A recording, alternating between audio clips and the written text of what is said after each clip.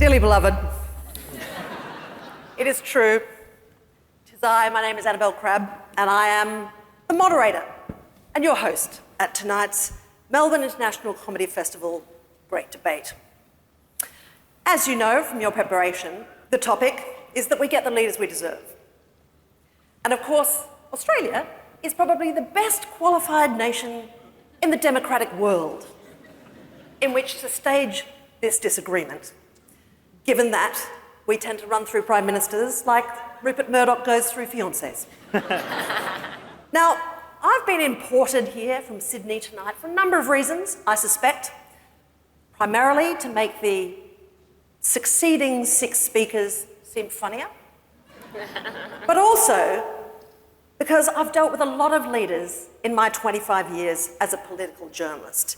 And heavens above, ladies and gentlemen, I have seen some things. I've interviewed Boris Johnson, not 200 metres from here. He was massively hungover. I know that because he walked in and he said, "I'm so sorry, I'm massively hungover." I've been to Barnaby Joyce's house for lunch. Oh. I turned up at his house, very pregnant, and dinged on the donger, and he opened the door and he goes, "Oh my God, who did that to you?" It's not, I'm not responsible, which is a joke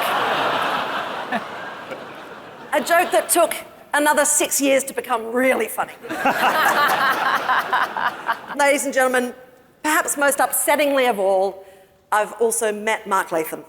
I don't have any gags about that.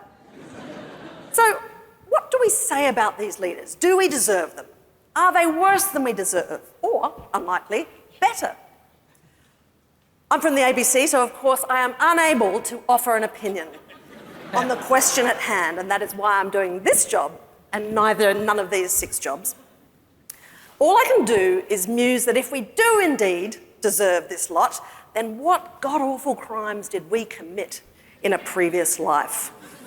Now, obviously my role here tonight as host and moderator is to, like a tugboat, guide the good ship Melbourne Town Hall through these shark-infested rhetorical waters.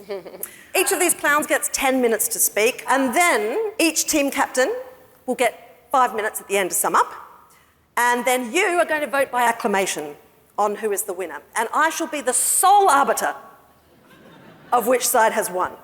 I should clarify that this vote takes place outside the competency of either the state or federal electoral commissions.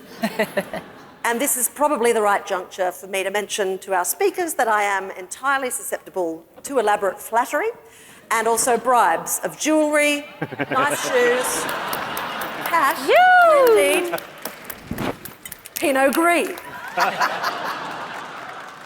Shall we do this? Okay. Lizzy, who is from Sydney, and like every Sydney person with a beating heart, she has a rescue greyhound. Oh, I'm from Brisbane.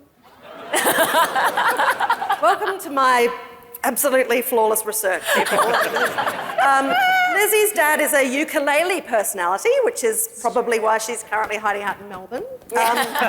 She's a very funny woman who has managed to turn her weird last name into a crack marketing device, having toured Woohoo, Who Am I? Lots of very confused Tim Rogers fans at that gig. Who Dis and Who Cares? I may be just bitter, Lizzy, because my own eponymous stand-up tour, You've Got Crabs, sank without trace. Life is long.